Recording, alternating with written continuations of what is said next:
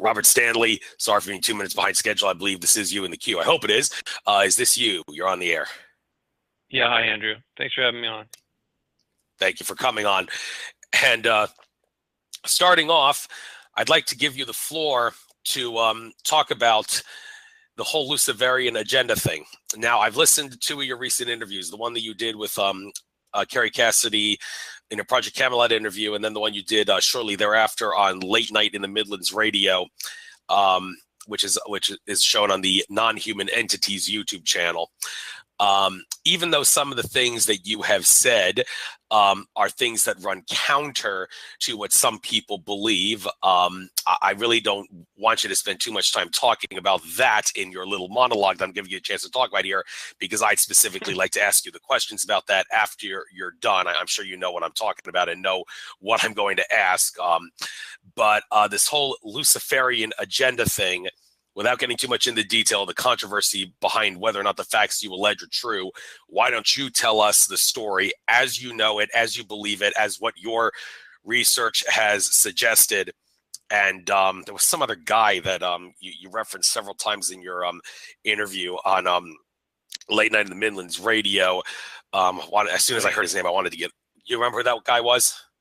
Yeah, the researcher, colleague, his name is Wes Penray. Penre. Yeah, Wes Penray. Yeah, that's another guy you've referenced a lot. Maybe you can reference him a lot in your little monologue here, his work too, because he seemed to be a frequent source. I'll definitely try to get him on my show. So you got the floor here. Tell us all about this Luciferian agenda, the history, the present day, the future, what it's all about. And then after that, I'll start asking you the questions about the controversial statements. You got the floor. Okay, thanks. I was listening to what you were reporting about the news, and you're right. The Red Cross is symbolic of the Knights Templar emblem, as well as the Knights of Malta. But it's also the false light that was created by Lucifer here. You can see this in some of the Sumerian depictions of the Anunnaki, specifically Marduk, who is one of Lucifer's sons. He's also known by the name Enki, or Ea, E-A it's spelled, or in Egypt it was Ptah. And he has many different titles, as I said, but these are not so much names as they are titles. Currently his son Marduk, also known as Ra, is the one that is in charge. And they leave their symbols all over the place. It's not by accident. It's a way of marking their turf, not just to outsiders, but to people that are part of that empire, his illegitimate rebel empire. So I'm not surprised when I see it these days. It's very easy for me to recognize. It's troubling though. You know, you'd also mentioned something about Hillary Clinton.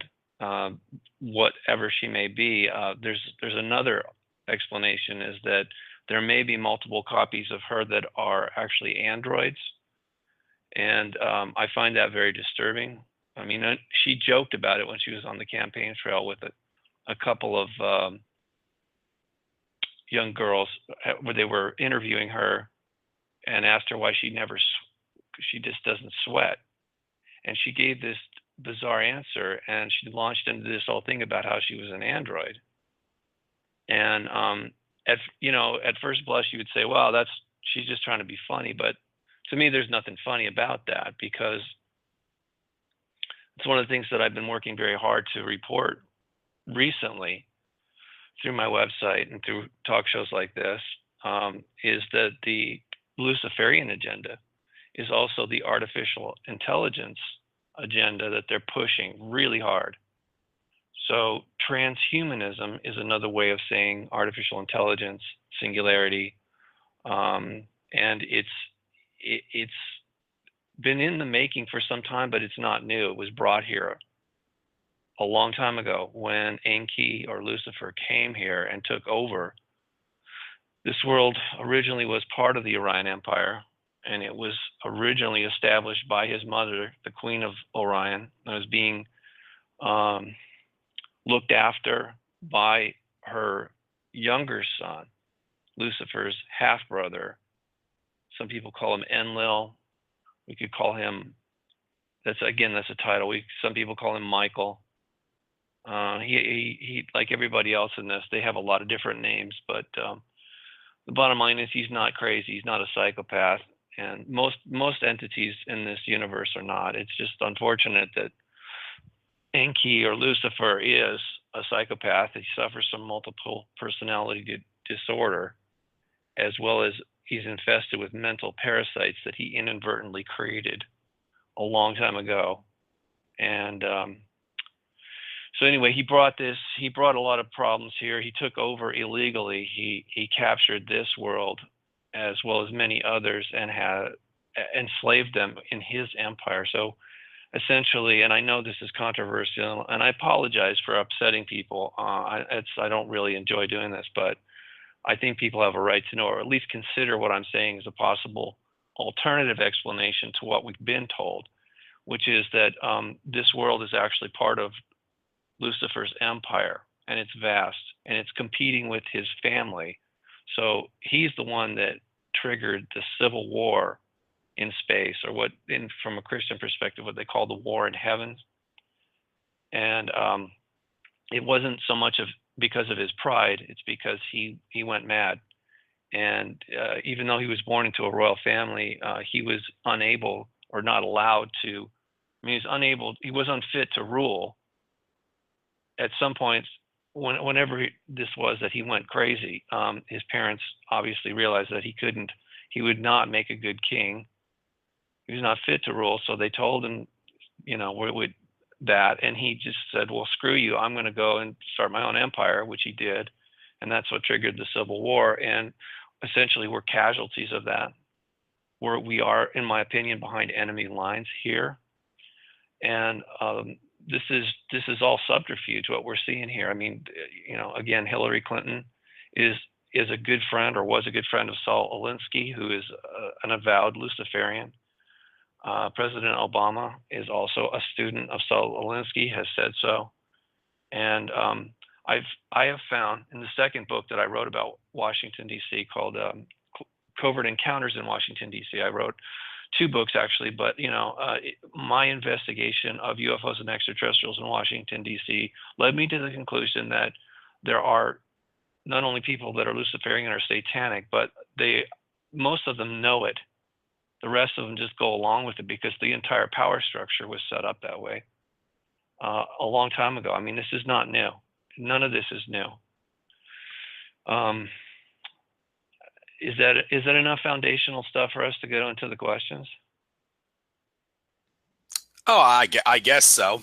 And you mentioned this whole thing about the whole Edley and Enkill thing. I'm going to need to ask you to give me a couple minutes to give my side of the story from what I've heard. And in that Late Night in the Midlands radio thing, you said lots of people who study the work of Zecharia Sitchin and such would assert you got it backwards.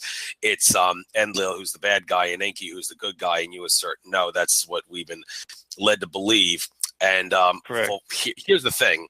Lots of people have been, and I'm asserting something myself here, that I have the sources that back this up, that all that stuff about Zecharia Sitchin being a liar, a fraud, and that he was wrong is itself disinformation. All that stuff about Zecharia Sitchin being a CIA and Illuminati disinfo agent is itself disinformation. Now, where am I making that assertion? Well, Akashic Records reader Andrew Bartzis, who is arguably my number one source of info for this show, I believe he's the best source out there because his ability to read the Akashic Records could correctly answer any question out there. So unless he unintentionally misspeaks, what he says can easily be taken as true, because if the Akashic Records say it, then it must be true. And he's just regurgitating what the Akashic Records are saying. He asserted in an interview with Lance White that he did in the summer 2013 that Zecharia Sitchin's first 3 books, in terms of the events, are extremely accurate. Not the timelines, he was off there, but in terms of the events, he was accurate. A couple things there. The Anunnaki didn't come from Nibiru to mine gold to shield the atmosphere in Nibiru. He said that was something else. He also said they were lured here by an interdimensional entity and didn't come here on a mission.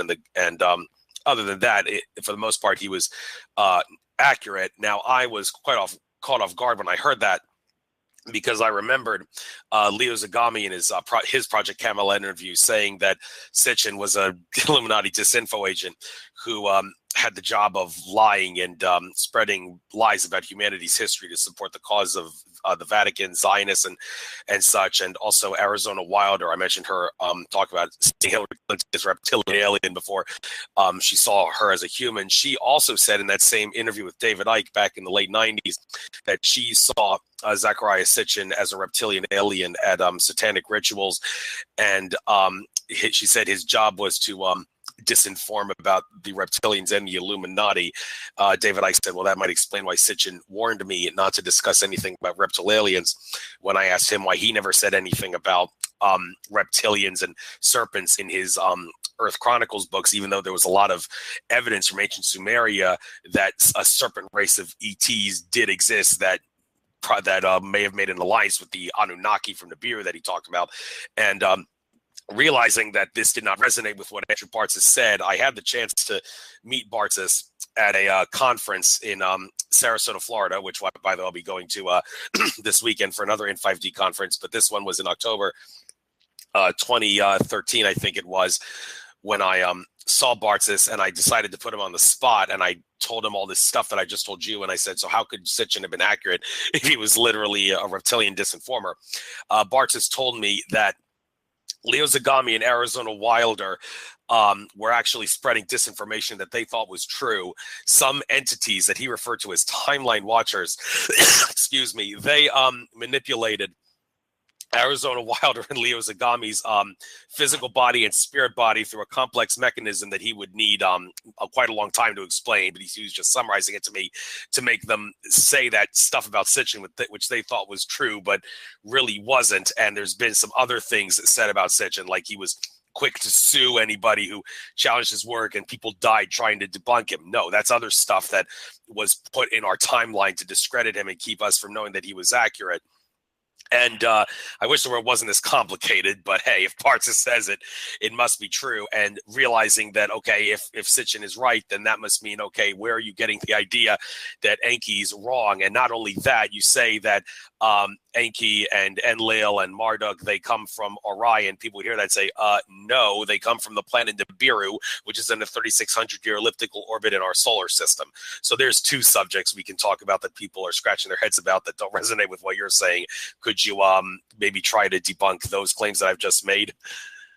Well, I'm not here to debunk anything. I'll talk to you about it, but I mean, look, I know Mr. Bartz, and I don't know why you give him such credibility. I mean, you're just taking his word for it. He could say anything, and there's no proof whatsoever other than you're taking his word for it because he can read the Akashic records and you can't.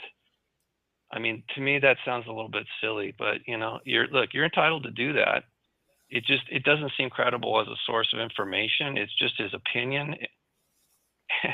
As far as Sitchin goes, have you noticed there's a book that a lot of people reference from him called the Book of Enki, the Lost Book of Enki?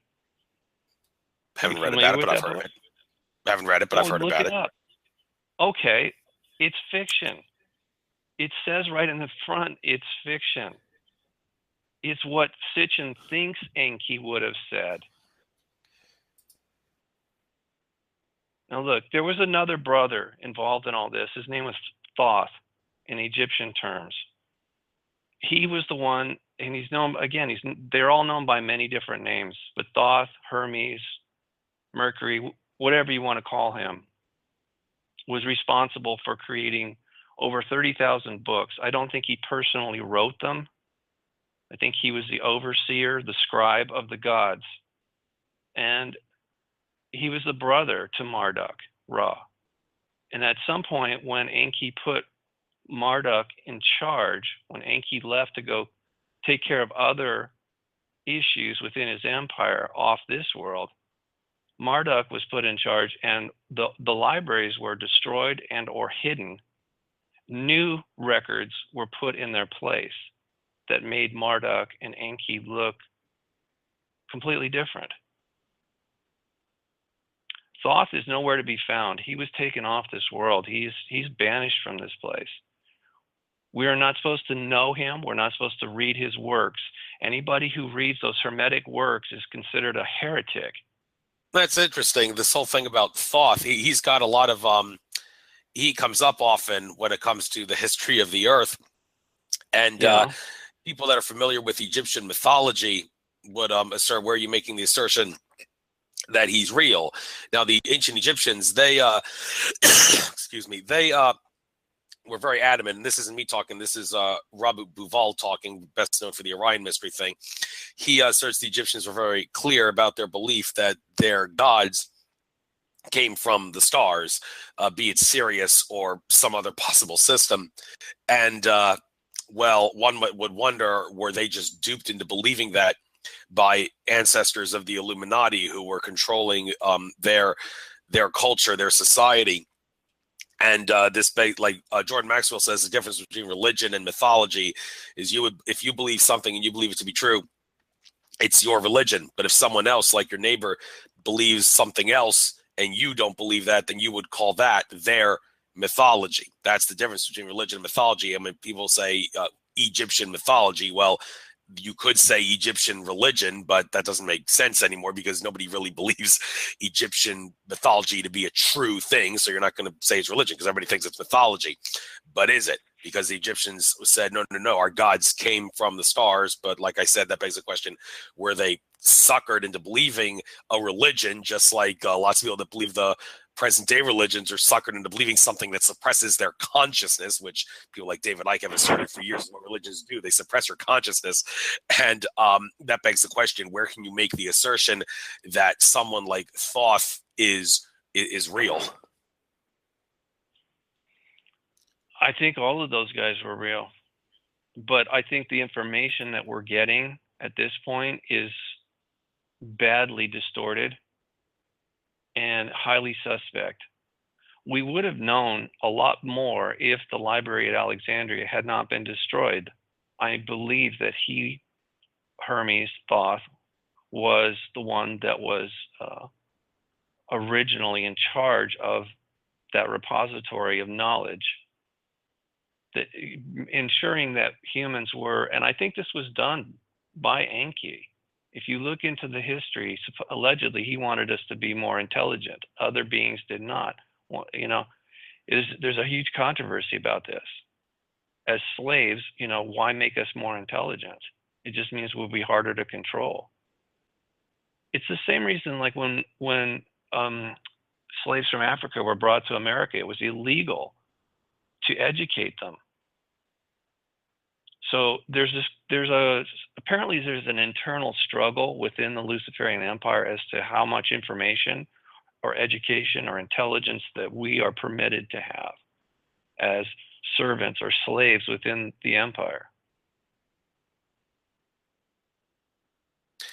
Okay, fair enough. And regarding the name Luciferian, if you're an expert on the difference, just as a source I want to get out there, Mark Passio has done a masterpiece talk on the difference between Satanism and Luciferianism. I recommend anybody check that out. But just for people that aren't familiar with this and confuse it too, could you perhaps compare and contrast Satanism and Luciferianism? And after you compare and contrast them, a lot of people, when they hear the name Lucifer, they think of connections to the planet Venus, because like Lucifer, Lightbringer, and there's been a lot of legends and such saying that connects to Venus and has nothing to do with like the Orion related stuff that you've talked about. So just for people that are hearing what you're saying and are confused about it, could you clarify that? And like I said, compare and contrast Luciferianism and Satanism. Yeah, okay. So from a Christian perspective, they say that Lucifer, when he was in heaven, that was his title, the light bearer. When he came to earth, when he fell to earth, or was cast to earth, then he became Satan. My understanding is that Lucifer, and that's just one of his titles, Enki is probably a better name we could use, but again, it's just a title. One of his sons is Marduk. It's known as Ra, but he is also Satan. He is the one that is known as Satan. And he is the god of this world. He's currently in charge of this world. Thanks. And when you're talking about many different gods and goddesses, which have different names over the course of time, that begs, this gets back to what I said earlier about whether religions and mythology have grains of truth to them. Some people like Zachariah Sitchin would say, yeah, it's all true. However, over the course of time, it's been distorted and such, like Noah and the flood.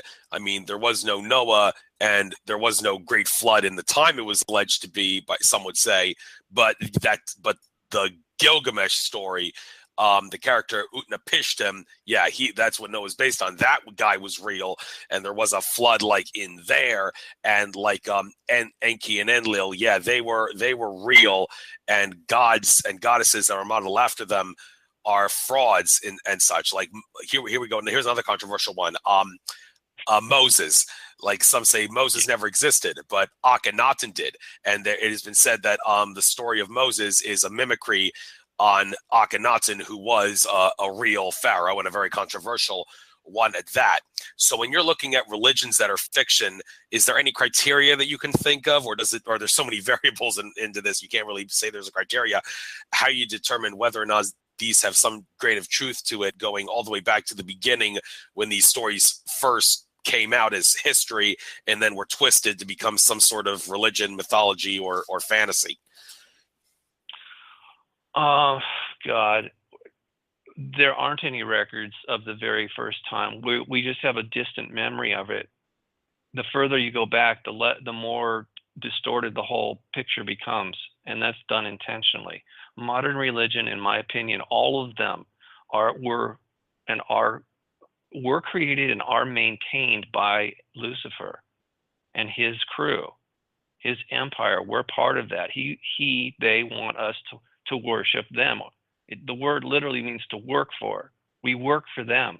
We are subjects of their empire. So any way and every way they can think of to manipulate us to be more servile and useful to their agenda, they're going to do it. I mean, right up to the present. You know, let's cut to the chase here, man. The reason that nanobots and chemtrails and artificial intelligence and all that stuff, GMOs, 3D printing, all this crap, the reason it's in our face is because he has an agenda for us. It was happening back in the days of Atlantis. He would already plan to create a contingent here of very advanced, what we would consider very advanced soldiers, military, communications experts, that he was going to then teleport or use a portal. In other words, get us from here to there, to bring it directly to his family in the court of Orion. He wanted to use us to penetrate the inner sanctorum of his family on his behalf so that he could just take over everything. It didn't work out that way. I'm not sure how the flood was triggered, but it was triggered. That's universal. That's in every culture on this planet. And the reason it happened is because Enki was using us, as he is still using us, because we're the new Atlantis, whether you like it or not. This is the new Atlantis. He rebuilt the whole damn thing after it was wiped out. And this whole nonsense about super soldiers and secret space program in my opinion, is a smokescreen. It's not like they just suddenly came out of nowhere and did this. This has been going on for a long, long, long time. It's like saying UFOs just showed up in 1947. That's just insanity. Spacecraft have always been here for millennia. We got here because of spacecraft. We are all extraterrestrial. We are all extra dimensional. You know, but we're in a position here. Like I said, we're behind enemy lines. We're caught up in a conflict that's been raging for hundreds of thousands of years. The first casualty of war is truth. There's also something else they call the fog of war, where it's very difficult to get any real information because there's a lot of propaganda and misinformation that's being spread around for various reasons. So there's a lack of real intelligence, meaning information that's available to us. Yeah, that's all the more reason why it's very important to use discernment to figure out which information is true and which is not, and which has only partial grains of truth to it. But getting back to Orion, starting to see the constellation in the sky now. It's that time of year where it's coming out in the northern hemisphere. And how does this whole thing tie in? This whole thing that you say Orion is where the bad guys are coming from. Well, some factions of bad guys anyway. Some might say, well, that kind of makes sense because Orion has been asserted by some to be like the male energy dominant area of the Milky Way. Planet Earth, Mother Earth, I should say, is a feminine energy based entity planet. So naturally, if bad guys wanted to take over this world, you would think the bad guys would, for the most part, have to be of a male energy aspect, and Orion would be the perfect place for them to come from. So I'm wondering how that maybe ties in the whole male energy connection to Orion. How does that tie in, metaphysically speaking, with the bad guys and their agenda for planet Earth, Mother Earth? Yeah. Okay. My understanding is that the Queen of Orion is sovereign and supreme. It is not the king. You know, in Native American cultures, the women are the ones that were actually taking a leadership role. It was matriarchal. In fact, most civilizations on this planet up until recently were matriarchal, and they have been slowly eradicated because Enki is a misogynist. He hates women. He certainly hates his mother because she was the one that told him you cannot ascend to the kingship of the court of Orion. A lot of people think Orion as a place was negative, but the only negative thing that came out of there, in my opinion, was Enki. And he's not really bad. I don't hate him, okay? I want people to be very clear about this. He's ill. He's insane. And there's no point in hating somebody who's like that, okay? He can't control himself. That doesn't excuse his behavior at all. That's not what I'm saying. But he is insane, and he's suffering, and he's caused a lot of suffering everywhere he goes. He's been causing a lot of suffering and furthering his insane agenda. It is insane. It's also unsustainable. You know, part of what he did was, in order to shore up his empire, was to create a false matrix that we're living in, and it's run by an artificial intelligence. It is essentially broadcasting not only through Saturn, but beyond that, from points I don't even understand where the core of it is creating a construct, and we live in it. It's the analogy is it's a matrix, like in the movie. We live in a false universe that was created by Enki, and it's being maintained by the artificial intelligences that he created to work for him directly. He did this a long time ago in relative terms, okay? He did a lot of manipulation here too to all the life forms that were here, that were brought from different parts of the Orion Empire, which is vast. It's not just the 3 belt stars of Orion we're talking about here, okay? Let's be clear. We're talking about a massive empire that across the Milky Way galaxy, perhaps even beyond. But even that is incredibly small compared to this known universe, which is just one of an infinite number of universes, as far as I'm concerned. So the false matrix, or this false universe that we're living in here, is dominated by this false light, this particular frequency we were discussing earlier. It's been accidentally discovered recently, just this year, that when you slow a photon down and literally take a picture of it, the red cross is what you see. That's exactly what it looks like. But this, again, is a construct. It's designed to control us. You understand that DNA, it receives light as well as emits light. So the light that we receive has a direct effect on our entire system. But we also project light. We emit light through our DNA all the time. When we're healthy, it's one frequency. When we're traumatized, it's a completely different frequency. And that is what the Luciferian or satanic entities feed off of. That's why they want us to constantly harm ourselves and each other.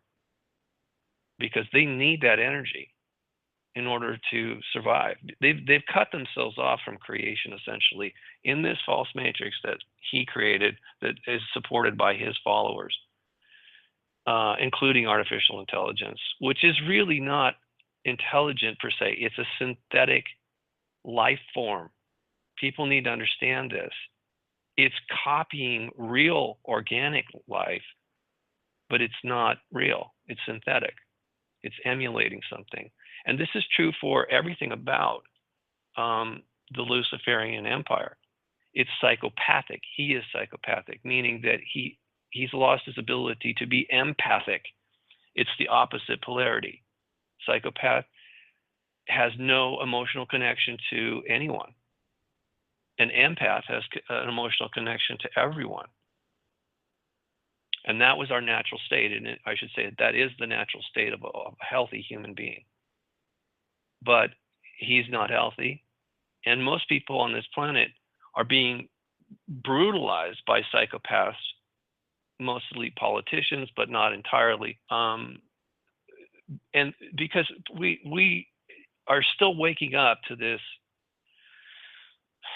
that we're under a spell. It's like we're sleepwalking. We've been mesmerized by this to a point where we don't recognize when somebody is a psychopath until it's too late. And they know that, by the way. They know how to pretend. They can simulate someone who is an empath. They know how to pretend like they have emotions. Like, for example, Bill Clinton, I feel your pain. No, you don't. Or you wouldn't rape women. Okay? That's just impossible. If you're a psychopath, it's easy. You know, so sorry. There's a lot. The thing is, I don't want to just ramble at you, Andrew. I'd prefer. I'm trying to keep my answers really short so that we can have a conversation here. Hey, we got to go a full 2 hours. So if you want to ramble, be my guest. I have no intention of interrupting you because, well, that's not the kind of host I am. But okay. There's a lot of things that we could certainly bring up because I've heard a lot of things you say that don't really resonate with some other people have said. And I'm the kind of radio host that if I hear a contradiction, an alarm bell's instantly going to go off my head saying, aha, there's something that contradicts what someone else says. I need to address it. So it's only natural that's kind of what I do. But here's the problem. Look, I understand what you're saying. All right. And that's fine. You can do that. But you're never going to come to a resolution on this because we're all being fed misinformation at some level. So, of course, we're going to contradict one another. That's part of the plan. They have worked, the Luciferians have worked incredibly hard to keep us at each other's throat. They want us to remain divided because in that way we will remain conquered by them. And it works. It's been working and it's still working very, very well. One of the main things they do not want us to understand is that we are all related. This crap about different races is nonsense. And different religions, again, or political or economical. These are just all ways that they have manifested to manipulate us and divide us and keep us under their control. More importantly, so that we will constantly be confronting one another either physically or emotionally or both. So we are unable to work together, to unite against the common problem here, which is these parasites, these entities.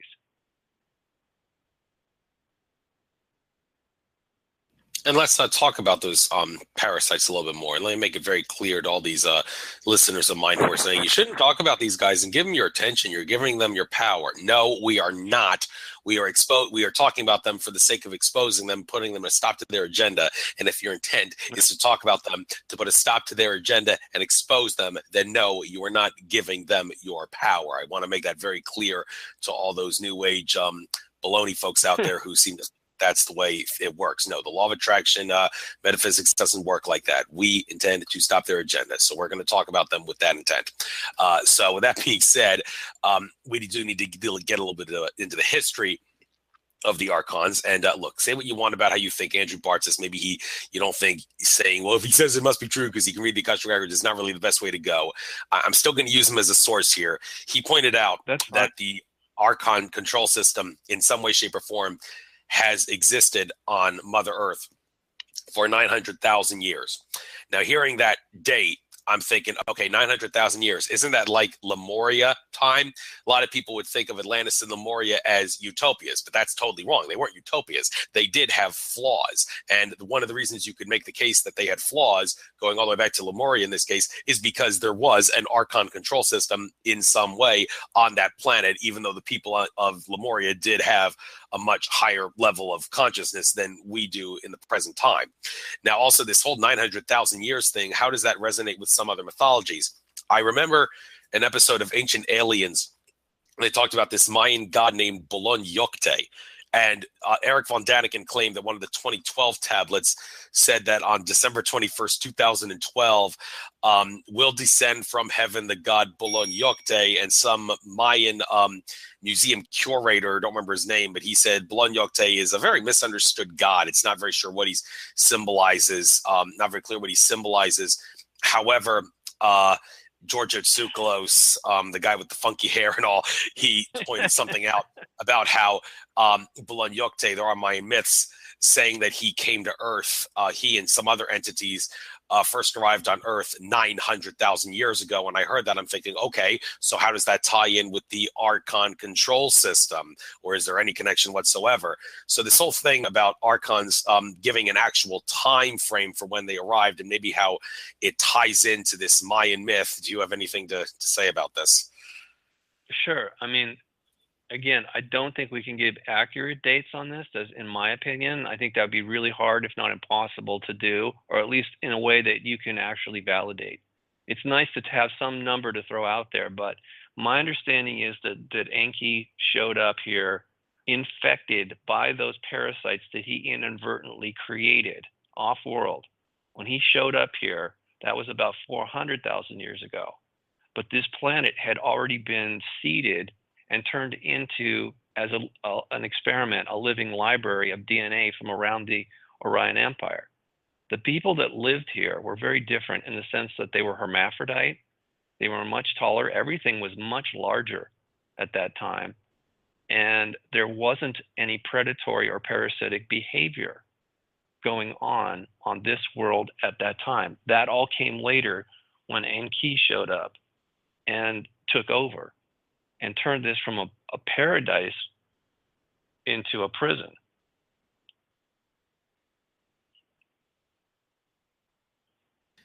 Thank you. And when some prominent figure talking about the Archons, when they, no, excuse me, not when, but what, also when, but what caused them to come here. John Lash, there's a few things about his work that it sounds cool and all, but I mean, he seems to be getting the sources right and all. He says that, well, I'm using the best possible source out there. I'm using the Gnostic text. The Gnostics, they talked a lot about the Archons, and there were people who were trying to shut up the Gnostics. So the fact that they were trying to shut up the Gnostics shows that there must be a lot of truth to what they were talking about. And Lash, he's talked about how the Mother Earth was trying to be like different from a lot of other planets and stars and other bodies in the universe. And in trying to be different, it did something to itself that caused the Archon control system to form on Mother Earth. And one thing that I don't really resonate with Lash's claim, and I think he does claim this somewhere, is that the Archons were here first. No, many people, including Andrew Bartzis and also Jim Self, who I interviewed, say no, that's bullcrap. Mother Earth was originally created as a 7-dimensional seed planet, and the significance behind that is that once you get up to the 7th dimension of consciousness, there's no more service to self behavior. It's strictly service to others. So you could make the case that Mother Earth was originally created as a place for entities to learn how to become service to others' entities. And the Archons and also the reptilians, they weren't here first. Now, people like Alex Collier have said the reptilians from Draconis, they were the first to plant the flag here. Well, they may have been the first here from a standpoint of galactic colonization, but they were not the first ones here overall, because Mother Earth was a 7-dimensional seed planet. So do you know where Lash is making these claims that the Archons were here first and they formed here because Mother Earth was trying to be different from all the other planets, and trying to be different caused her to like shoot out from the center of the galaxy? I think there's something in the story that he's talked about, and that was how the Archons are formed, if you know what I'm talking about here. So if you know anything about this, please try to clarify what I'm saying and tell us where you agree and disagree on this whole thing. Okay. Yeah, I don't agree with his interpretation of the Nag Hammadi text, and to rely on them so heavily is a mistake, in my opinion, because again, we're talking about literally a tip of an iceberg. Those are just a few books of what was hundreds of thousands of books in the Library of Alexandria that were all Gnostic. They were all Hermetic. They had a completely different history of the planet, and that's one of the reasons they were destroyed. And so it's highly suspect that when those jars are found in a cave, that was the only bit of information that it would be like finding a stack of books from the Library of Congress, and then you read them and you go, yep, everything in the Library of Congress is right here in this stack of books that we found here off in a cave. It's ludicrous, you know. So his interpretation of those very, very, very, very small number of Gnostic scrolls, he also seems to think that he says they talk about reptilians being the Archons, which I don't disagree. But he also says that there is this other entity that he says are the Greys, which he has that completely wrong. Those are the mental parasites that I've seen, that other people have photographed. Castanedis calls the Flyers, and they are what the Islamists would call jinn. So these things have been around for a very long time in relative terms, but they're not original to this planet. They were brought here. As I said before, the genesis of all of that, in my understanding, is that it was brought here by Enki unintentionally. He unintentionally went insane. Nobody wants to go insane, but the little bit of information or the clue that I was given a long time ago was written by a friend of my father. His name was Norman Paulson. And he allegedly was given this by benevolent human extraterrestrials in the 1950s. I don't know if it's true. I think a lot of what he said was not true, you know, but again, this particular piece of the puzzle, he claims he was told that Lucifer and his crew, before they came here, were builders of worlds. I can accept that. And they were doing that using their consciousness. That was part of their divine birthright. We all have that ability, by the way. We can create with our consciousness. In fact, everything is created with that, but I don't want to get off on that tangent right now. It's important to know that Lucifer, Enki, was not always like this. He was a benevolent, divine builder of worlds at one point, and he was working with other divine, benevolent builders of worlds. He allegedly went into a zone that was forbidden because it was considered to be dangerous. He felt, as a divine being, a god, that he would be immune. So he and his crew ventured in there, and they were so badly traumatized by the energy in there that they literally became multiple personality disorders. In other words, their soul fragmented, and that's why I say they're insane. And they also, unintentionally, their consciousness, they manifested these little thought forms that are parasitic, which I have seen. As I said, those things do exist. You know, so when Lucifer and his crew ultimately made their way out of that forbidden zone, and they had gone insane, and they were self-infected, they turned around and started destroying worlds that they had once built. And as I say, when he finally made his way home, you know, that things went from bad to worse.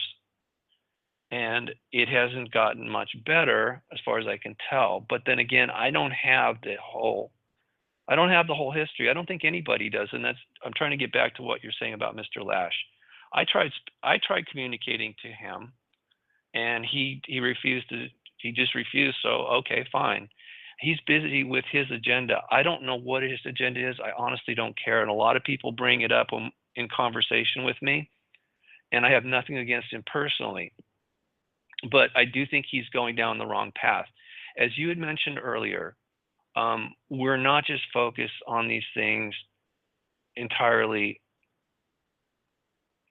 I mean, the reason we're focusing on these things is because it's a problem.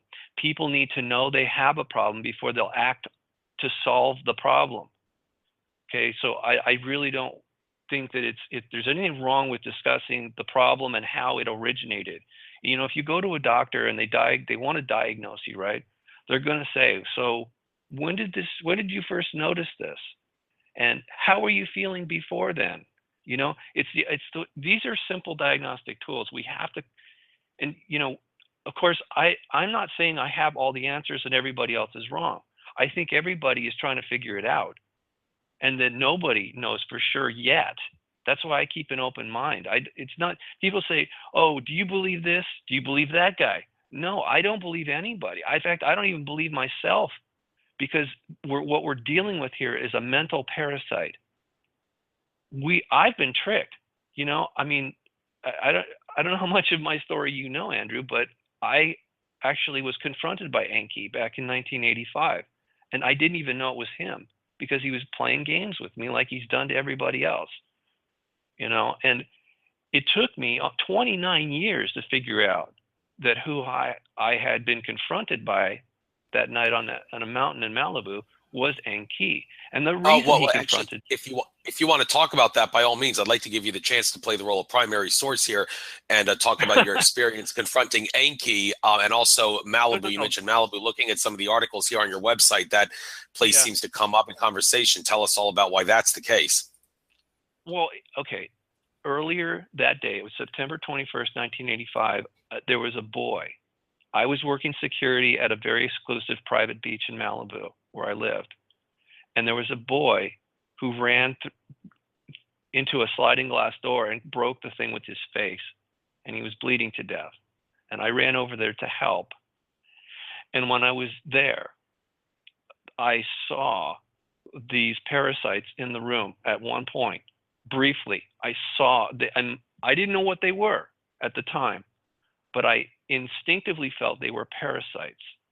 And there was, I don't know, at least 8, 10 of them, maybe more, but they were floating up near the surface, near the roof of the ceiling, inside the house where this boy had done this to himself, which badly traumatized his grandparents. They were freaking out.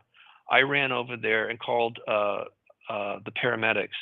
If I hadn't done that, he would have died right there in the house. Now, as I was there and I was, you know, after I called the paramedics and I was helping to clean up, I was talking to his grandmother, and she said to me, "I'm glad the door was shut." And I was like, "What?" And she says, "Yeah, I think he was going to jump off the railing." It was a 2-story deal. She said, "I think he was planning on jumping over the railing. He probably would have broken his neck."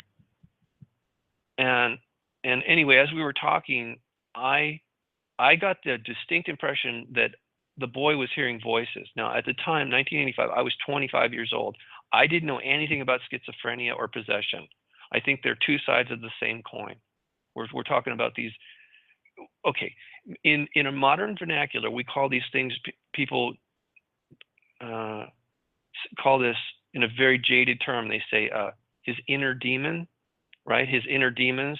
When somebody's addicted to drugs or alcohol, right? They say they're working on their inner demons. Well, actually, they're not internal at all. They are external, but they can affect us internally through our DNA. This has been proven by the work of Dr. Bruce Lipton, that our cells are actually receptive to all kinds of signals. We don't have any filters. We don't have any protection, most of us who are unaware. We do nothing to protect ourselves from receiving signals that are external. So it's really possible. It's very easy to hack into a human emotions and thoughts. And the Islamists know this, okay? All the Muslims, if there's any listening to this program, you know exactly what I'm talking about. The jinn they predate the whole founding of Islam. Everybody in Arabia knew this to be a fact, that when you're born, there's at least one of these entities assigned to you, and that they have the ability to whisper into the souls of men, which I find very disturbing. But it fits with the narrative, okay? What I'm trying to say is everybody's infected to some degree. Obviously, that boy was infected to a maximum degree.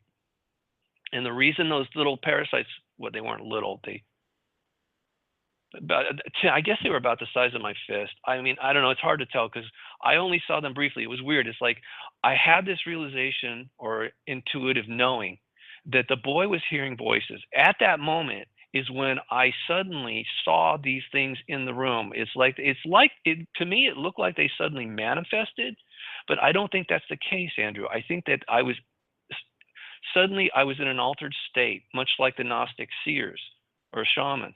When you go into an altered state, suddenly your DNA, it is more receptive to the information that's always there that we're usually not connected to. I mean, that's one of the other insidious things that was done to us.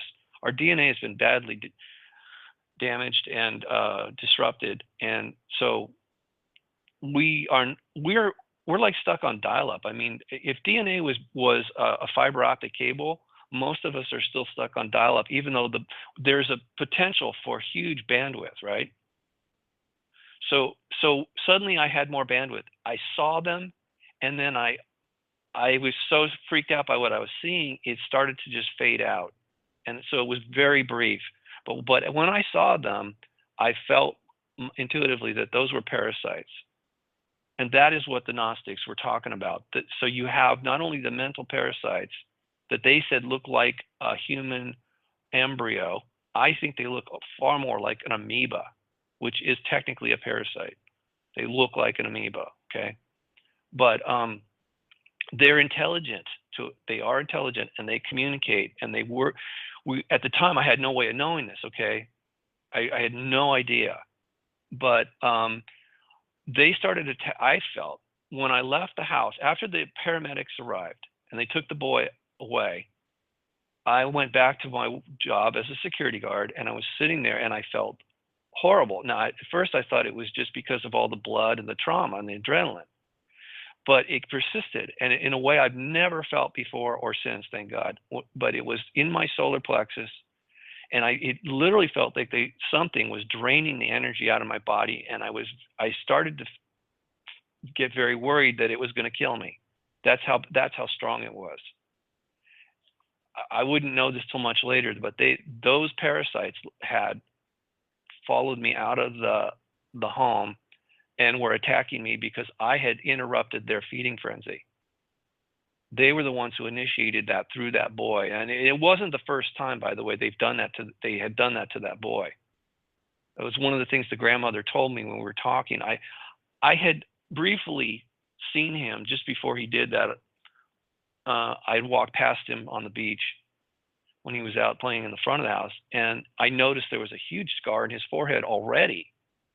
And I had asked the grandmother about it. She said, "Oh, well, last year he was in the back of his father's pickup truck playing with a cat.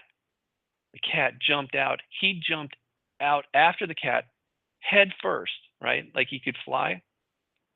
And he, like Superman, he just jumped out of the back of the pickup truck, fell like a rock, hit his head on the trailer hitch, and busted his forehead open." So this is what the grandmother was alluding to when she said, "I think he thinks he can fly." When she said that, I immediately got this impression, oh yeah, because there are voices telling him he can fly, which he can't, obviously, but kids, whatever, he was going with the voices, and that was the end result. So I felt I was under attack. I was literally fearing for my life, and so bottom line is I ended up that night, which was an equinox, I ended up going up on top of a mountain and praying or meditating like my life depended on it. And it just so happened that particular equinox, there was a full moon rising as the sun was setting. It was really very powerful. And I ended up spending the entire night there unintentionally, okay? But I needed some help and I didn't know who to call.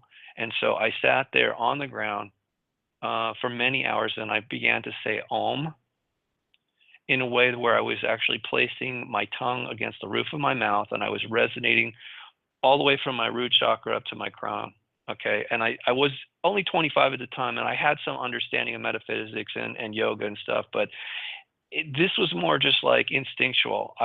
And it was a little bit of act of desperation on my part. I needed help. And I didn't know what I was dealing with, honestly, but it was very frightening. And so anyway, at some point I got really tired. And I'm guessing it was around midnight based on the position of the moon, because I don't like wearing a watch. I rarely do.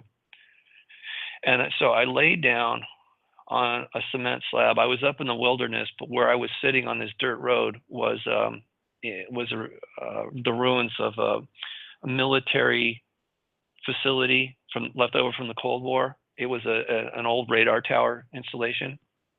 It was mostly dismantled. In any case, I laid down on the cement and almost immediately went out of my body. And when I was out, and in that, I mean, I was completely awake and I was completely aware. In other words, I was lucid. I wasn't asleep. I wasn't dreaming. And I felt at that point I was safe, that those entities, whatever those parasites were, I felt they could not follow me there. And that only lasted, though, very briefly, because then I saw something moving, and then I realized it was moving towards me. And of course, now I'm up in the mountains by myself in a wilderness area. At least my body was. I mean, I was in this, again, I was out of my body in another dimension altogether, but I was still concerned. It's just an instinct, right? I mean, so I was on alert, high alert. Now I see this motion, I see it's coming towards me, and then much to my surprise, as I'm looking at this thing, getting closer, until it's like literally facing, like right in front of me. It was a man with long hair and a beard, wearing a robe. You would say an atypical icon of Jesus. It wasn't Jesus. It just looked like it, just so people get a visual. But this guy was radiating light that was brighter than all the light that we were in. In that dimension, everything to me looked like a light, but he was brighter than all of that light. In fact, there was even light coming out of his eyes, which completely freaked me out. I still remember that. I'll never forget it. It was the weirdest thing I've ever seen. So naturally, I thought, who is that? And he said, I'm the Father. And it made no sense to me whatsoever. And then he started laughing. And for the longest time, Andrew, I used to tell people when I did talk about this, I used to say, but it wasn't sinister. His laughter was not sinister, which is a lie. It was very sinister. It was straight up evil. And you got to understand, at the time, I really needed help. I was hoping naively that I would get some help. And in fact, what I got was him. I had no idea that he was the one that created those parasites, and that what I had done had interrupted his agenda, his need to feed. And, you know, according to Sitchin, Enki feels that he is the father of modern mankind. He also feels he's the savior, that he saved us from the flood, that we wouldn't even be here now if it wasn't for him. So in his twisted logic, he actually believes that. So on some level, he does look at me and all of us as his children. And again, let me be really clear about this. I don't hate him, but I was pretty upset by the time I finally realized who he was. I wasn't happy about it. I wish he had just told me up front. I think it would have been a lot better. a lot more healthy, to just be honest. I mean, that's just how I am. But anyway, I came back down off the mountain. Well, no, he started laughing at me, and then the next thing I know, I sat bolt upright. I thought only maybe not even a minute had passed. That's how it felt to me, honestly. Okay. I thought I just laid down, was having this weird out of body vision, and bam, I thought, I'm right back where I started, right? Until I looked and saw that the moon, which was overhead when I laid down, was now setting on the horizon, which totally freaked me out because I was 100% awake when I went out of my body and had this encounter. And yet hours had gone by and I was laying on cement. I mean, look, I'm a light sleeper as it is, man. It's just for me to be laying on cement and be completely blank like that, go from 100% lucid to like zero, nothing. That made no sense to me. But again, in retrospect, I understand it now. That's one of the things he does. He likes to erase our memory or block our memories. This is what he does to us every time we reincarnate here. It makes it easier to control us. So anyway, the reason he was confronting me is because I had interrupted something that, it was his doing. I had no right to do that. And he was basically making sure that I wasn't going to do it again, or at least so he thought. I went back to work after the sun came up. I went back to work at the beach. I checked. I was compelled. None of this was part of my job as a security guard, by the way. I was just compelled as an empathic human being. I was concerned because when the boy left, you got to understand, in Malibu, there's no hospitals. And the fact that they were driving him to the nearest hospital like that, I figured there's a really good chance he didn't even make it to the hospital. So I went over and I went inside the house. I spoke to the grandparents. Of course, they were really still in a state of shock, very, very drained by the whole experience. I don't know where the parents were, but they said the grandson, they said he's going to live. He lost a lot of blood, and that he had to have over 300 stitches in his head and face. So the scar he had on his head before, that was nothing, man. That was just minor compared to what he had, from that other event. And so they tell me this, and I look at them, and the next thing I know, I say to them, well, you can heal. I said, you can heal the scars on his face, but unless you heal the scars on his soul, this is going to happen again. And as I said that to them, God, I wish I could see my face. I was so confused by what I was saying because I didn't know why I was saying it. And then I thought, oh God. I mean, because their reaction was like, I'm not even sure that they heard me because they were still so badly in shock by the whole thing. But I think they did. Whatever. I said it. I heard what I said. And then I felt really embarrassed and confused, and I left. And I went back to where my little station was as head of security for these elite homeowners. And I felt utterly baffled. I mean, really, I was so confused by what was going on. And I wanted to just dismiss the whole thing as just like, I wanted to be in denial of what was happening. I really did. And then a girl came up and sat down next to me. She was a friend of my girlfriend at the time. And she said, was really excited. She said, Robert, I saw you in my dream last night. I said, so? And she said, well, it was really exciting. You came to my bedroom and then you took me out and you taught me how to fly. I said, okay. And she says, yeah, we went up to the mountains and you taught me. I said, what? She said, yeah, we went up to the mountains. And I was like, what? Yeah, I was just like, dude, now wait a second. Where I was that night, I hadn't told her any of this yet, obviously. I didn't want her to tell my girlfriend any of this stuff. I didn't even know what was going on. Okay. But where I was sitting that night or having that out-of-body experience that night, this girl's house was just south, maybe 5 miles, 10 miles. from where I was located that night. Here she is telling me that I came to her in an astral body, came and got her out of her bedroom, took her up to the mountains, taught her how to fly, followed her back to her bedroom, made sure she was safe, and then I left. She said it was really very cool. She said it was like something out of Peter Pan. And she also told me, because this was so weird coming from this girl, she had no clue about metaphysics. Her whole life was, going shopping in the mall, smoking cigarettes, and chasing guys. That was it at the time, right? But she says to me, she goes, Robert, I think this has something to do with spirituality. I read something about this in my psych class once, and I'm like, okay, this is weird. This is so freaking weird. I felt like I was in an episode of The Twilight Zone, but I was not watching it. I was in it. And I still wanted to dismiss this as some weird, freaky thing, okay? Because I'd never experienced anything quite like that before. And the final piece of the puzzle was when I got home later that day, the phone rang, and it was my grandmother.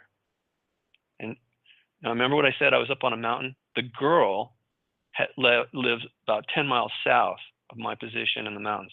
My grandmother at the time lived about 10 miles north. She says to me, Robert, I saw you at the foot of my bed last night in a dream. And she said it was the most beautiful dream I've ever had. And you were trying to tell me something, but for the life of me, I couldn't remember. She says, I was so struck by the way your appearance. She says, there was light all around you like a Christmas tree. It was dancing all around you. And I'm like, what? My grandmother was a very spiritual person. And coming from her, I could not deny what she was telling me, right? She was giving me a message. And I feel that both of those women giving me that message was undeniably coming from a divine source, unlike what I had experienced with Enki. It was the opposite polarity. Okay, and what I'm trying to say is most of us are just pawns of the archons, but we're not just being influenced by these negative parasitic entities. We are being influenced by both sides, because those divine beings we are all related to are very concerned about this infection that's going on here, this psychopathic, parasitic infection. They care about us because we're all family, and they're doing what they can to assist us. Because if they hadn't done that for me, I would never be discussing any of this stuff with you or all the other people that I've talked to. And I've literally talked to millions of people at this point, Andrew. And it isn't about me, okay? This is about us. I'm talking about our condition, the human condition. Yes, it's very convoluted. It's pretty complex, but not entirely. We can comprehend this, okay? If we're given the right, in other words, it's not totally incomprehensible. That's what I'm trying to say. It's very hard to put it into the proper context. So that was the struggle for me. And honestly, it didn't happen overnight. It happened over a period of decades. And every time I got to the point where I thought I understood what was going on, I realized that I didn't know. I really didn't understand this.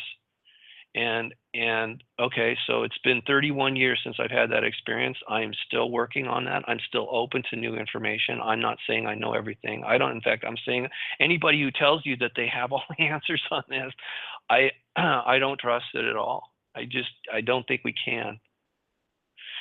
Anyway, sorry to ramble about that.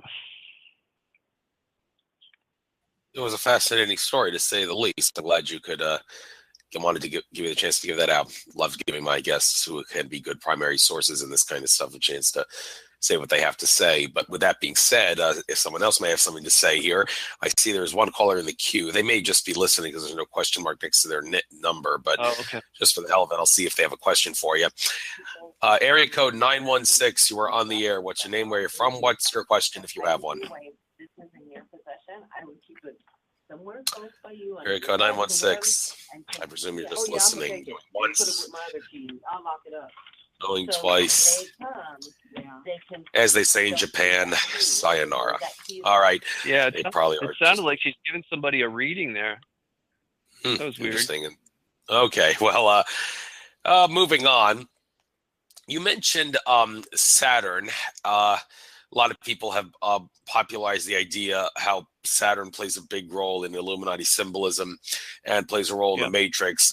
David Talbot, the Saturn myth, talked about how in the not too distant past, Saturn didn't actually have rings. It was significantly closer to the than the Earth. Not that Earth orbited it, but it was close enough to be considered a second sun for all intents and purposes. And Norman Bergrun's written Ringmakers of Saturn, talked about how Saturn's rings are crystalline and synthetic and such. And David Icke, of course, he's become well known for popularizing the whole Saturn Moon Matrix thing, talking about how Saturn acts as a broadcasting radio system, well, the ring specifically, and he claims that the moon, being an artificial body, amplifies the energy down to Earth to keep us in what he calls a Saturn Moon Matrix. Now, you mentioned the way Saturn broadcasts the energy.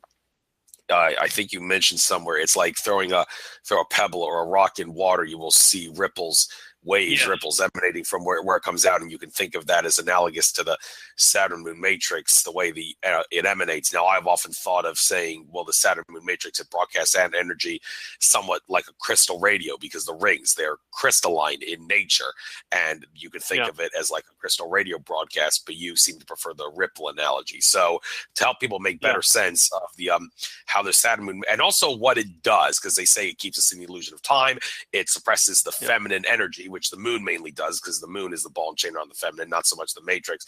And also just there's other things it does. And George Kavaslis, when I had him in a private session, I wanted to talk about the Saturn Moon Matrix with him, because he's talked about it in some of his presentations. Well, not so much the moon part, but the Saturn part.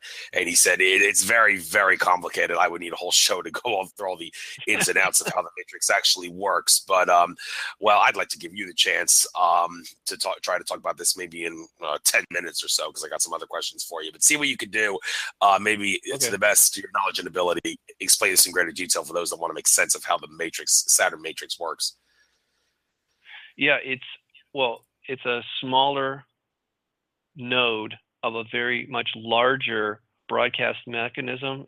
Which allegedly is a cube shape that we are in, this false construct, which it emanates a vibratory rate that is literally suppressing or compressing our consciousness, our entire being. Everything has been slowed down. Now, I'm going to have to explain what consciousness is, and please do not gloss over this, people, okay? This is essential to knowing who you are and what you're capable of. And if you've heard me say it before, I'm sorry, but I'll make it brief. Consciousness is a waveform. I believe it's being broadcast or generated by our soul. That's a whole nother topic. But the point is, consciousness is really a measurable wave form. It's not being broadcast by our brain. It's being transmitted through. It's okay. Our brains are transceivers. In fact, our entire being is that way. But there's three levels of consciousness that we need to understand. Pure consciousness, which is a higher vibratory rate than energy. Energy is consciousness at a lower vibratory rate. Matter is consciousness at a much lower vibratory rate. So most of everything we see around us, we're focused on matter. And obviously it's being animated by energy. But what is manifesting all the energy and the matter? It's consciousness. That model is now being called digital physics. It's relatively new on this world, but I believe it is primordial. I think it's essential. It's fundamental in the sense that everybody who is not in this prison, I believe this is one of the first things that they're instructed when they go to a learning institution. The reason it's important is because we are conscious beings and we have the ability to create. We were created by a creator to create. But we're using our imagination, our creative ability to actually create things that are destructive. So it cancels itself out. It's not really the same thing. So here's the thing. You know, avatars in India allegedly can manifest ash out of thin air, right? That's what they claim. But it goes much further than that. That's just a demonstration to show that consciousness can lower itself down into energy and down beyond that into matter. But it all starts in something we are calling the imagination. It's where you image things. Okay, right? You understand? Like if I say, just imagine an apple falling off a tree. Well, you can do that. If you're a healthy human being, you can do that. But where are you doing that? It's not a physical thing. It's your consciousness. It's our consciousness that's doing that. So the analogy I use is much like a drop of water that can be a solid, a liquid, or a gas, depending on its vibratory rate. Consciousness, too, has different vibratory rates, and that is what makes up our reality. One of the interesting things that happened to me when I was living in New England was I met a shaman there, and he told me in our first meeting, he says, we all exist within the mind of God. And I said, you're right. And he looked at me really weird. He didn't expect me to say that. And I said, and yes, you're right, and here's why. And I explained to him digital physics. And then I said, it's not as though there is one God. It's all connected. It may be a holographic fractal, but it's all self-referential. This is what, Bell's theorem tells us, that everything is entangled. Everything is connected to everything else. So they call it entanglement. And I saw this, I was shown this up in the mountains of Malibu. I mean, after I met Enki, I kept going back up there. I was actually hoping to meet him again, not knowing who he was. I wanted to ask him some questions. What ended up happening is I found those ancient Lemurian ruins, and I started having a lot of close encounters with UFOs, which is extremely frustrating, but whatever, it happened. And one of the things that was shown to me one night when I was having encounters with them, this was shown to me mentally, was that everything is connected through a web of light. That we are like seeds of light. Our souls are like seeds of light that are growing in a garden. We were born from a tree of light that was once a seed of light. Okay, so when I say holographic fractal, man, that doesn't resonate with people. It's an organic process. I want to help people visualize and put into the proper context who we really are and what we're here to do. We're creators, okay? But we are, our potential is not being realized, obviously, because of this mental illness. Again, if it's all about consciousness and our ability to create, and yet our consciousness is so badly infected or affected that we cannot function properly, right?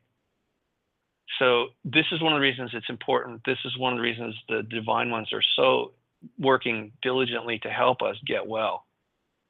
And part of the problem is that the frequencies that they're putting out, not on just this planet, but like you said, Saturn and Moon, is part of a much larger complex that's keeps from where we're at, everything is invisible. The rest of the universe to us is invisible. They call it dark matter, dark energy. It's only dark to us because we have been so badly switched off. I think that when, if we were healthy, we would see all of it for what it is. And I think that's one of the things that happens once we step out of our bodies and have less limitations. We can see things, and all it looks like is light. I mean, that's not all it is, and just not to trivialize light. It's just that darkness is an illusion. Let's put it this way, scientifically, we've been able to measure from infrared to ultraviolet, right? If you look at that spectrum, our eyes can only see a very, very narrow portion in the middle of that. And that was done to us deliberately to keep us under control. So I'm sure there's a multitude of reasons that they're broadcasting these frequencies. Part of it is to remain like in a stealth mode from the rest of creation. But it's also controlling us and diminishing our ability to connect with each other through the web of light and, of course, the rest of creation. I hope that answered your question. Well, you did your best, and there's, like I said, like George Vosla said, there's a lot more to talk about it, which you can't simply talk about in just one show. If anybody out there has some money to spare, maybe you can set up a private session with George and pick up where I left off and ask him to talk about the whole Saturn Moon Matrix in much greater detail as to how the ins and outs of it work. But switching gears, you make it seem like Orion plays such a big role in all the unpleasant things going on planet Earth. Now, I'm not going to argue with that. It has come up in conversation among others, other researchers and contactees and such. However, to say that it's the cream of the crop among the bad guys might be a little bit off course, because getting back to Alex Collier's presentations that he gave like in the mid 90s, he's not the only one that talked about this, but he really popularized this with those presentations, and nobody gave him credit for it at the time, but now they're taking him more seriously. He talked about how the bad guys on this planet, there's a 3-tier hierarchy. He put Zeta Reticuli at the bottom, gray aliens from Zeta Reticuli, and then above that he put a group of ETs, grays, and also reptilians from Orion, and then above that he put reptilian aliens from the Alpha Draconis star system. And Andrew Bartzis, when I spoke to him at that same conference in 2013 in Florida, he has said that there's 18 species of reptilian alien influencing our reality on Earth, and only one is malevolent. And I asked him, well, that doesn't make sense, because there's not just the Alpha Draconans, there's ones from Hydra, aquatic ones from Sirius, ones from Orion. So how can you say that there's only one malevolent group? He says that they're all clones of the Alpha Draconans, and it just people tend to look at it differently as different groups, different races. But when it all comes down to it, he asserts that they are all clones of the Alpha Draconan reptilians. And like Collier asserted, to say that Orion's the cream of the crop of the bad guys, no, it's the Alpha Draconans who are the cream of the crop of the bad guys. So do you agree or disagree? And if you do disagree, how would you look at the Alpha Draconis, and also, for that matter, the Zeta Reticuli star systems, factoring into what the bad guys are doing here on this planet? Okay, well, the grays, I think if you're talking about Zetas, those are clones. They are also android, cyborg type clone army that's part of Enki's empire. I mean, Enki originated in Orion. It doesn't mean everybody from Orion, the original Orion Empire, is evil. They're not infected. Not everybody is infected by this parasite. I mean, the analogy I use is like a dog that goes this, loving, very obedient part of your family, and then it gets rabies, and then it's no longer loving and it's no longer obedient. It doesn't even recognize who you are. Well, that's essentially what's happened to Enki and his crew and everybody else that's become psychopathic or parasitic by this infection. So it's kind of misleading to say, well, wherever he came from in Orion, he's not there now. He came here. He set up his own empire. My understanding, he has his base, his court is centered in Aldebaran. The Eye of Taurus, and he has a massive influence over what goes on in the Pleiades and Sirius.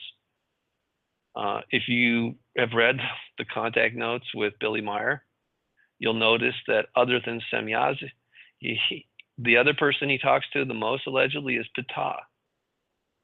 People don't realize that is Enki. Barbara Marciniak talks about him a lot too. This whole, it's like, a lot of people are really pro Enki, and that's fine if you want to go for it. Like I said, for 29 years, I thought he was actually here to help me, and we were in pretty much regular communication. I could have sworn he was. I understand it. Okay, I understand it. It's really easy to fall into that trap, unfortunately. Do we want to talk about Alex Collier? Did you know I saved his life? When you probably have no idea who I really am, do you? You were breaking up there a little bit. What did you say? Alex Collier used to be friends of mine with for you? many years. Oh. Yeah. because I saved his life one night up in the mountains where the mountains where I met Enki. Alex moved into that location shortly after I had that experience, and we met and became friends. And I took him up there and I showed him those ruins at the time when, you know, like I said, I was trying to have more contact or trying to get some answers. And that's how I met Alex when he first moved to Malibu. That's my hometown. He moved there at a time when I was just starting to have really strange events that I've just sort of touched the surface with you about.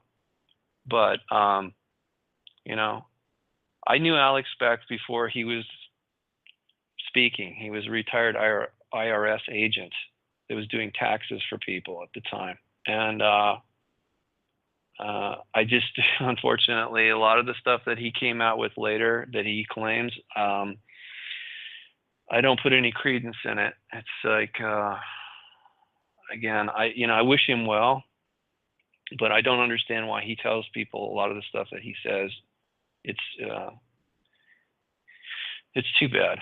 It's really, really too bad. You know, this is a big problem. Alternative media, the new age and stuff, it's like there's a lot of nonsense out there. We know the mainstream media is just full of it. Obviously, they have an agenda to control people, but people assume that the, you know, alternative media is immune from manipulation by these entities, and that's the furthest thing from the truth.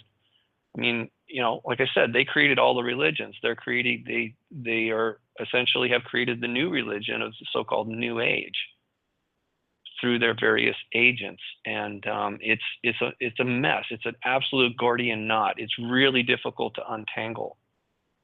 So I would just caution people, you know, just because somebody says something, it doesn't mean. You know, here's the other problem, Andrew, is like we are conditioned to look for someone to give us answers. We are conditioned to follow an authority figure, and this is a huge problem for us. It's conditioning. It's like a Stockholm syndrome. We are identifying with our captors and controllers in order to survive, or at least that's what we think. That's what we're conditioned to believe that will happen. It's not reality, okay? But that's the perception, and so we're stuck with that right now. I mean, this is the ultimate farce we see every time the election cycle comes up. If you just vote for this person, things are going to get better. If you don't, things are going to get worse. And as though that one person, that one authority figure is going to resolve the bigger problem, and they're not. This isn't like that. There isn't a silver bullet. As far as I can tell, there isn't a savior. We are supposed to be doing something for ourselves. And this is kind of getting back to what we were talking about earlier. You were identifying the problem. That's fine, up to a point. We have to also focus on the solution to the problem. One comes before the other, okay? And I believe we've already focused, not just in this show, but as a species, we've focused, a lot of people are aware of the problem, a lot more now than when I first started talking about it in 2011. I published my first article in 2011 about these parasites. I mean, the Gnostics called them what they call archons, but pretty much every culture has an awareness. If you go back in time far enough, you'll find it. Pretty much everybody knows about these parasites. Call them demons, jinn, you name it. What, Tico? I mean, it's all the same thing, and we're all being affected by it to some degree. So what do we do about it? Right? I think that's the most important question. How do we deal with these things? Well, okay, the simple answer is realize what infinite consciousness is, realize that is what you are, and you realize that is what you are, then that could open up a whole new can of worms in regards to beating the archons and spreading service to others' behavior around consciousness and the earth and everywhere else. Of course, that's easier said than done, many would assert. But if you want a simple solution, I guess that's the number one solution in and of a nutshell. So with that being said, you got any advice on how that solution can be manifested? Yes, you have to start. We have to start somewhere, and it starts individually. Before we can work together collectively, we have to do something individually. So I suggest 3 simple things anybody can do anywhere at any time. It's free. Has nothing to do with politics or religion. Okay. So first thing is be calm. Again, like you said, that's really much easier said than done. But at the moment when you feel yourself losing control, that's the most important time for you to be in control. In essence, if you do not control your thoughts and emotions, you will be controlled by them externally. And that's exactly what these entities want. They want to control us, and they do a very good job at it. But each one of us has the ability to say, no, I am a sovereign soul. I can remain calm if I choose to do so. I mean, there's a time and a place for losing your temper or really just jumping in somebody's face. But generally speaking, they want us to be like on pins and needles all the time, right? You know, if you turn on the news, they're just constantly provoking us and distracting us. That's not healthy. That's not that's not the normal state. It's very, very harmful, and it's actually helping them to remain in control. So be calm, no matter what. Be calm, all right? Whenever possible. Control yourself. Control your emotions and thoughts. Be kind. Be kind to yourself first. Forgive yourself and forgive others. Doesn't mean you have to agree with it, okay? Doesn't mean you have to agree with a lot of the crap that's going on. Just be kind to yourself and others, especially strangers, because it's infectious in a positive way. If you're kind to yourself, you're going to feel better about life. If you're kind to others, they're going to feel better about themselves, and it will go exponentially like that. Okay, I know this sounds really simple, people, but I'm telling you it works.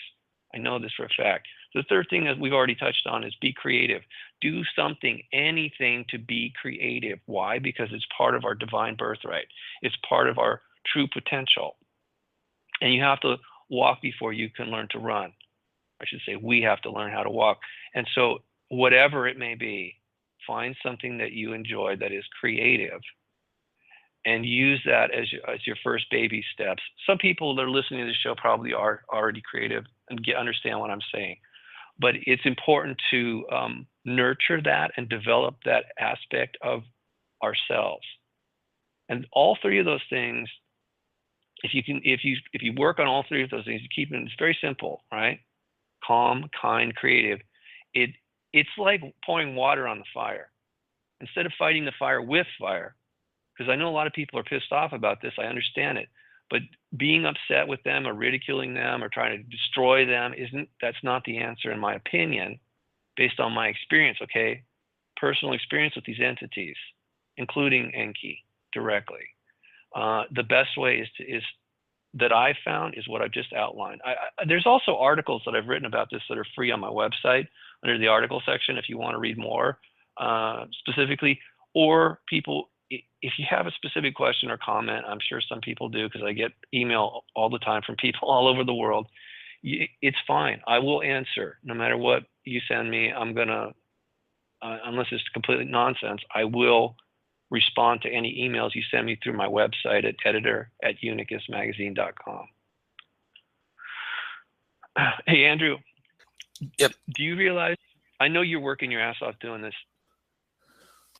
I have been working my ass off too, and it's like I don't know if you're getting a lot of positive feedback, but I want you to know that I am. I hope you are too, because some days when you're dealing with a lot of technical stuff or bills or whatever, it's difficult. I don't think a lot of people listening to these shows understands how hard it is, how much we are being of service to others by doing these, having these conversations, putting up these websites and shows. But I can tell you it is having an impact. It is having a very positive effect based on the feedback that I'm getting, based on the, I also monitor various comments that people are making in public places. So I know that we are having a very positive effect, and I feel like people like yourself need to know that and should be acknowledged for doing this kind of work. Thank you very much. I appreciate that very much. And I don't really, I read all the comments too. I never get rid of any of my comments because I firmly believe the trolls are the least of my problems, but don't let anybody discredit you. It's not really their business, your business, what they think, and don't let it get the better of you. They're just out. The more they try to discredit you, the more they're putting themselves out in the open. So that ruins the Archon agenda in itself. So, Well, but enough of that. The other thing, go hang on a second, Andrew. Journalism is dead. Let's be very clear about this. People do not engage in journalism anymore. It used to be, the process was you're supposed to be completely unbiased, and you're supposed to keep your opinion out of the information that you are reporting that has been validated by at least two credible sources or more, right? Pretty simple stuff. It's gone. That is gone. That model is destroyed. Now what is going on? Everybody's giving an opinion. Okay, so we're engaging in punditry. Wonderful. And of course, there's going to be a lot of people that do not agree. But does that mean everybody's wrong? Or is everybody right? Or are we just also freaking confused? We don't know what is going on. You know, it's a mess, is what I'm trying to say. Whether it's alternative media or the mainstream, people are really confused more than ever because of the information overload, and because there are just so many opinions that don't sync up, right? Look, I'm pointing out the obvious for a reason. It's like, this is part of the problem. We want to have answers, but what are we sharing with you guys? It's opinions. It's like very little information, and every time somebody says, no, this information's right, no, and we just argue about it, I'm not sure we're actually getting where we want to be. I don't think we're there yet, in other words. And honestly, what I think is going to happen is we're going to be hit by something. Those of us who've lived from 87 to 2012, that was a very special time. There was a lot more energy coming onto the planet, and our consciousness has been accelerated, or I should say our connectivity increased. Our consciousness through our DNA was increased because the energy that was coming onto the planet was basically penetrating the matrix. But I think there's one other event that was in preparation for what comes next. There is going to be a wave, or a series of waves of energy that wash over this planet that's going to absolutely reconnect everybody's DNA through that web of light that I was talking about. And when that happens, people are suddenly going to see and know things that is going to astonish them, to put it mildly. So I'm just kind of warning people now, for what it's worth, do your best, prepare yourself. What I'm trying to say is, there's a lot of it more. We could all have a mass realization or a mass awakening at any moment. And if you're unprepared for it, it's probably going to shock some people, literally, physically. They're just going to drop dead. It's just going to be so overwhelming when they suddenly can see and know and feel things that a lot of it they hadn't even imagined existed. Okay, so, and yet that's part of the healing. That is what I was shown. That's one of the contingency plans for actually, healing can be pretty extreme, man. When people are really ill, we use all kinds of therapy, right, to get somebody, like, I don't agree with chemotherapy, but so that's just an example, right? Surgery is another that's considered a therapy. But there are beings that are trying to help us. They are doing what they're doing. Okay, you don't read about it on the news, but we're talking about it in these alternative media forms. And I'm not the only one saying this. There's other people who have seen this coming. So I do think it's part of the process. When, I have no idea. But I think it is going to happen in our lifetime.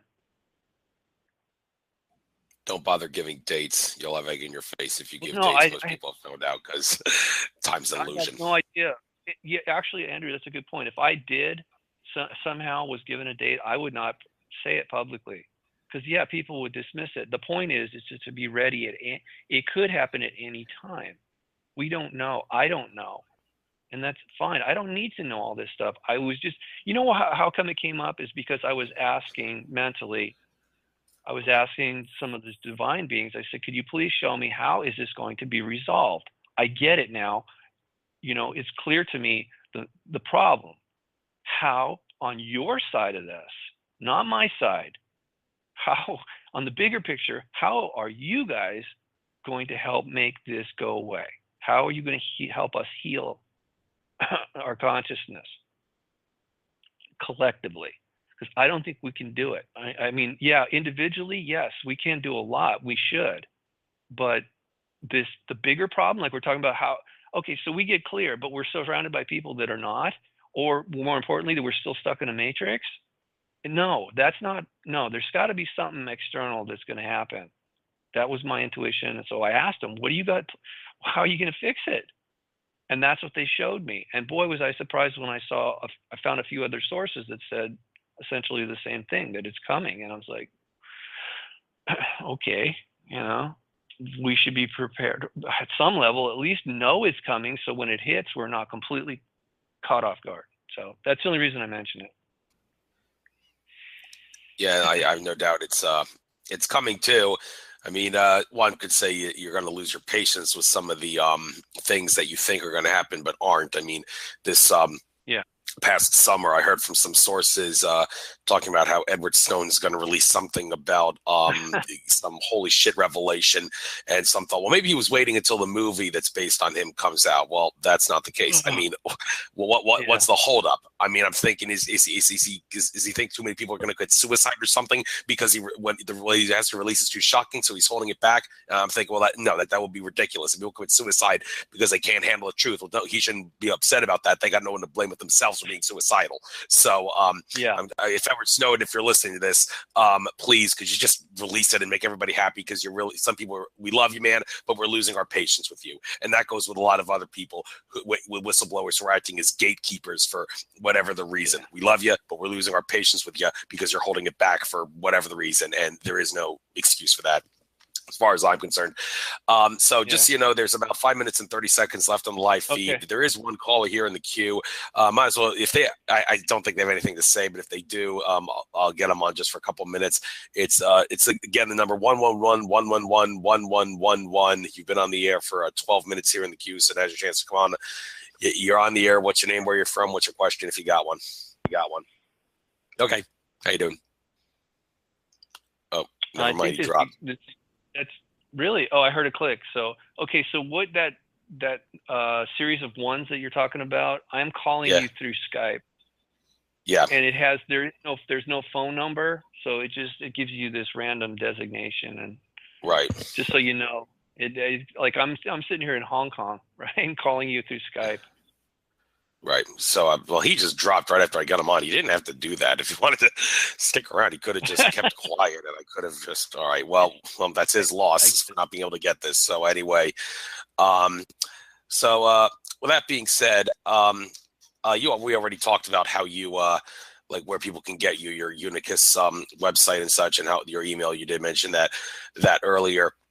But I guess since I mentioned that thing about whistleblowers playing gatekeepers and some of the reasons why they do that. One person said Edward Snowden, he's specifically using the information that he has about the NSA as like a cloak to protect himself, as a way of saying to all the powers that be, stay away from me. If you hurt me, I'm going to release information about you. But I'm thinking, okay, fair enough. But if you release all the information all at once, I don't think anybody's going to come after you any more or less than they would if you didn't release it all at once. So that kind of doesn't really make sense to use as a cloak and dagger. And Julian Assange, I mean, he pissed off a few people about a week ago by not coming out at 3 a.m. with something like Alex Jones of InfoWars said, and he and his crew were staying up late for that, and it didn't work out. And but he's released stuff recently. Stuff. Okay, right. I mean, he has been releasing stuff. It's not that simple. It's not that simple. And I know, he's playing some games too, but I mean, his life is hell. The guy is locked up essentially, and he's got death threats. And so, it's not, I mean, you and I are sitting here having this conversation. We don't have that same kind of pressure, right? Or restrictions on us, fortunately, at this time. But I tell you, look, I have a problem with all this stuff. There is a global surveillance system that is hardware, and it's not just the NSA, it's the NRO, National Reconnaissance Organization, is watching everybody from space, and they have been for a long time. So it's not just like they're not just grabbing all our digital data. They literally have optics up there. They can watch everybody all the freaking time, Question is why? We're not all terrorists, right? Okay, so let's take just a stab at this. Who do you think they're surveilling us for? Why does everybody have to be under a microscope? And I'll just cut to the chase. It's because we're all part of an empire. It's a top-down, it's a pyramid. The all-seeing eye is Enki. He is watching all his children. All the subjects are under his authority. Now, the mental parasites I told you about, they're also watching us. Not only do they influence us subtly through mental manipulation, the voices, but they also listen to everything we say, they know everything we feel, and they relay that information back through a central processing core. So we are, in other words, there's no privacy. There never has been. Sorry, people, but that was proven to me a long time ago. I'm sorry to have to tell people this, but it's a lot worse than we're being led to believe. There's no such thing as privacy. And they would like us to believe we have no sovereignty.